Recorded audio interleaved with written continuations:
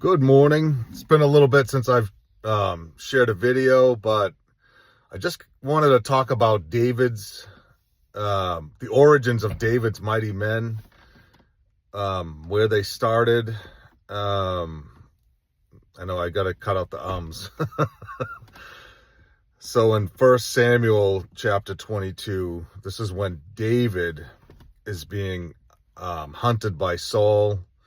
Saul is jealous. It started with when David killed Goliath, and then they chanted, Saul has killed his thousands, but David his 10,000s. And of course, Saul, that fueled the fire of his jealousy against David, realizing that David was better and was the anointed king that God had anointed. So it says that David departed. This is 1 Samuel 22. So David departed from there and escaped to the Cave of Adullam. And when his brothers and all his father's household heard of it, they went down there to him.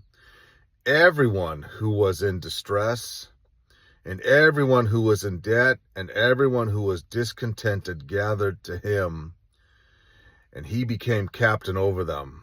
Now there were about 400 men with him. So are you in distress? Are you in debt? Are you discontented?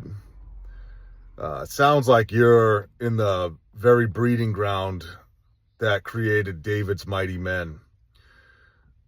The breeding ground of wrestling with God, the breeding ground of not being assured of what's going to happen, but trusting that the Lord is guiding you, the trusting that God is with you, even though you can't see the way out of the situation. Some of you that are watching this, you can't see the way out of your storm. You can't see the way out of your situation. But it says that these men gathered with David and they found their place, and it was the least likely place. And I feel like this is a parallel along with Jesus's disciples. Jesus chose men. Now maybe they weren't in debt. I don't really know. But Jesus chose working men, hardened men, men that were fishermen, men that were not polished, men that were not educated. Those were the men that he chose. Now, of course, Paul, later on, Paul was very educated. Luke was a doctor. I mean, if you want to get hyper analytical with things, but he chose real men that were hardworking men. And because they had been with Jesus, because he discipled them, they became mighty men. And they shook the world. And you don't need the things that the world says that you need to be, first of all, to be a son. No matter what your status is, it doesn't determine, like, even your finances, and doesn't determine your sonship with God, whether you're accepted or not. It doesn't define who you are, your financial status or social status. Your identity is, if you know Jesus, if you've surrendered your life to Jesus, your identity is in him first and foremost. Now, he does have a purpose, he does have a destiny, and he does have good plans for you.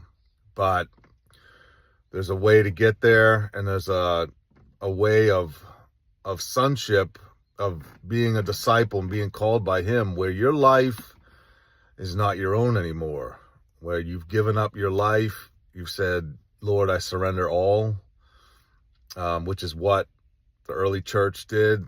Those people surrendered everything to Jesus, all to Jesus. I surrender. So maybe there's some of you watching that you're in a place of surrender to the Lord, and you're in a broken place. Just trust the Lord. Trust him to bring you out. Trust that God is not done with you. And I believe that God is raising up a people that are not, they're not going to be bought by anybody. They're not going to be controlled by religious manipulation, but they're going to be consumed by what is your will, Jesus? What is it that you want me to do? And they're going to do what God has called them to do. And they're going to rise up. I'm speaking to somebody. God is saying you're going to rise up and be the man that you're supposed to be. You're going to rise up past the circumstances, not because of what you can do, but because of the faithfulness of the Lord and because you don't give up. So I'm encouraging you, keep being before the Lord, keep seeking his face, keep on following and pursuing him, even if it looks like everything is out of order. Stay with the Lord. Don't forsake him. Don't let your heart get hardened towards the Lord because things are not going the way that you want them to go. Don't allow your heart to get to that place where you say that God doesn't care and I'm giving up. I can relate with this. Some of you don't know, but we moved to Kansas City about over a year ago, because the Lord called me and my family to do that. And honestly, sometimes I wish it never happened, because it's been really difficult, very uncomfortable, when your life was, starting to take form and things were going well. And then the Lord speaks to you and says to move your family across the country. It's brought up a lot of things in my heart, a lot of issues, a lot of frustrations. It has not been easy. But in all this, I trust that the Lord has a plan. I trust that he's faithful, and that it says to lean not on your own understanding, but in all your ways to acknowledge him, and he will direct your path. So just trust that he's doing the work, and whatever the Lord tells you to do what he tells you to do. Whether you're qualified or not, whatever he tells you to do, I'm encouraging you to stand your ground, and do what he's called you to do. Speak, start the business. Even if you don't have it all figured out, speak his word, do what he's called you to do, and watch what he'll do in your life. Okay, so I just want to pray, Lord, you're the God of all encouragement, Lord. I pray that whoever's watching this, Lord, that you would encourage their heart, Lord, that you'd strengthen them, Lord, and that you'd encourage them to follow you, Lord God, no matter what it looks like, whether they're on the mountaintop, whether they're in the valley, whether they're in the wilderness, the desert of their life.